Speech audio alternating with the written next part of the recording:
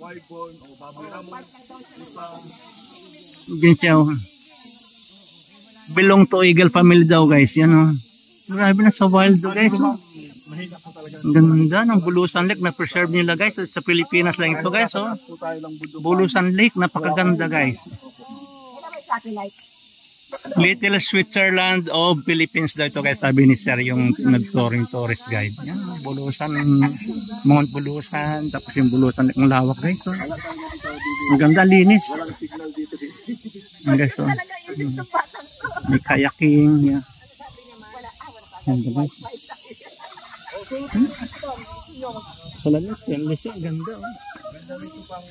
Ganda guys. Dito tayo sa Kapalangita. Oh my god. Super ganda guys. Yeah. Wow. Really beautiful guys. Sa Pilipinas. Bicol sa Sorsogon guys. Yeah. Thank you for watching guys. Yes.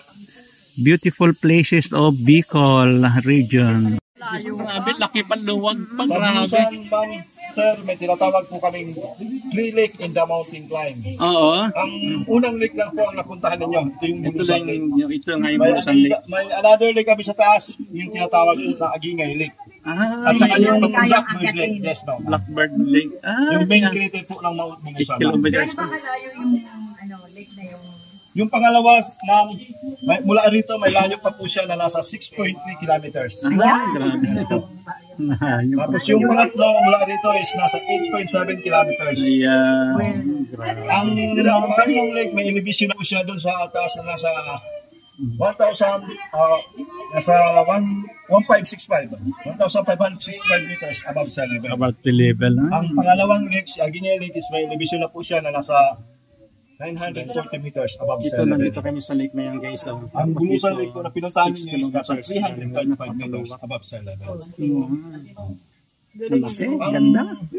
Mount Bulusan, napapalibutan po siya ng tubig o river. O river, o yes. Kaya po ang salitang Bulusan, dyan din po nanggaling sa overflowing po ng tubig sa Bulos.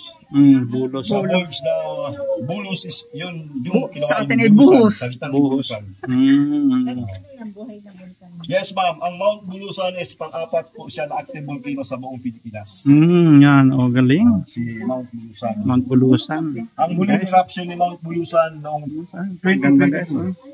Last year lang siya, guys. Yes po. Medyo eruption lang po siya ma'am.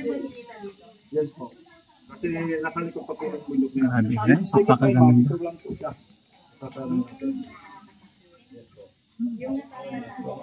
Lawak guys, Mount Bulusan.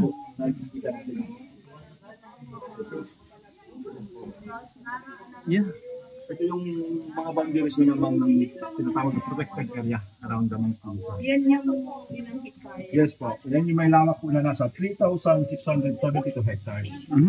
Wala pong isang bahay na nakatayo. Well preserved sa sir, ano? Talagang well maintained pati dito sa area no, well maintained siya. Yeah. Kasi lahat na nakapalibot na bayan dyan is may mga ranger forest people. May mga forest rangers, yeah, okay. Kasi para sa darating pa lang na henerasyon may maabutan sila sir. Yeah.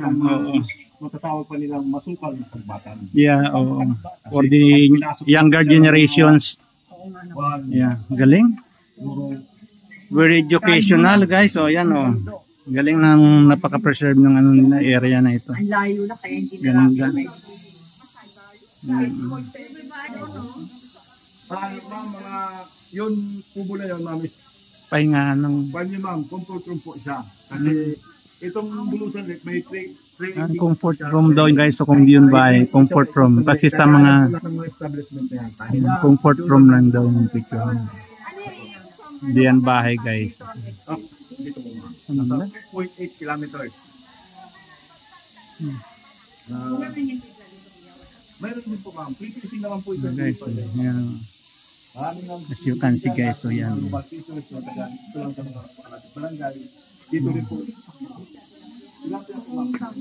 Bulusan Lake, Bulusan Volcano Natural Park.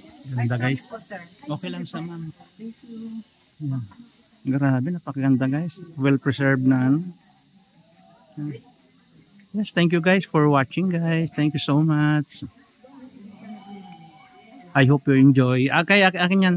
Oh, wala Yeah, nga eh. okay.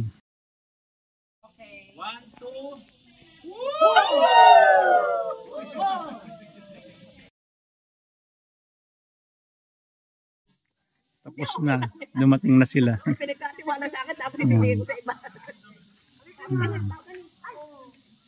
Ang ganda ng Bulusan. Mount Bulusan tsaka Bulusan Lake, guys. Ayun. Ay, ganda. Ay, nako. Switzerland daw, guys.